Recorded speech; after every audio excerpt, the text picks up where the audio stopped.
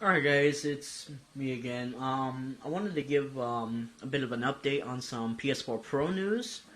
Um, I'll just launch this video first and I'll probably give some links in the description later because I'm really lazy today. Let's start with Naughty Dog.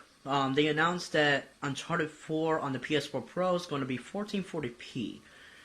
Also, apparently the 60 frames per second mode in The Last of Us Remastered will be checkerboard 1800p, meaning that the 30 frames per second mode will still be native 4K. In other news, Jonathan Blow's The Witness. I want you guys to remember this. Before I was talking about the game being 1440p at 60 frames per second on the PS4 Pro. I want to talk a little bit more about that. If you remember, the PS4 version, after all the hype of it being 1080p 60 frames per second, that wasn't meant to be. Instead, it became 900p at 60 frames per second. Then it got ported over to the Xbox One at 1080p at 30 frames per second.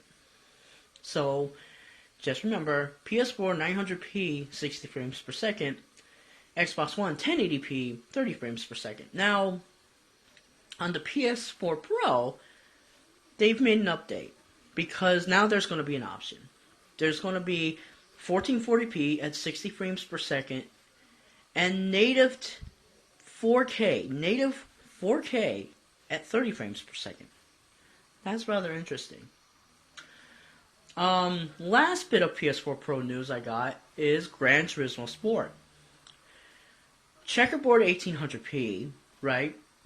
But their real push is going to be in the HDR department. Now, you gotta remember, currently our top of the line TVs, right, are currently pushing 4,000 nits. And I already made a video explaining about nits. Basically, the aural candlescent luminance per square meter.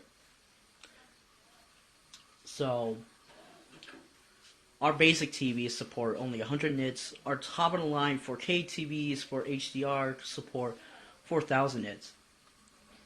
Gran Turismo Sport, as announced by Polyphony Digital, will support 10,000 nits. 10,000. So basically, it's future-proofing HDR. That's an amazing achievement.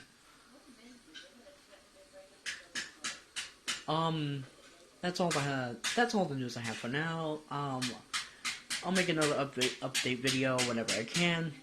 This is Jules1 signing out.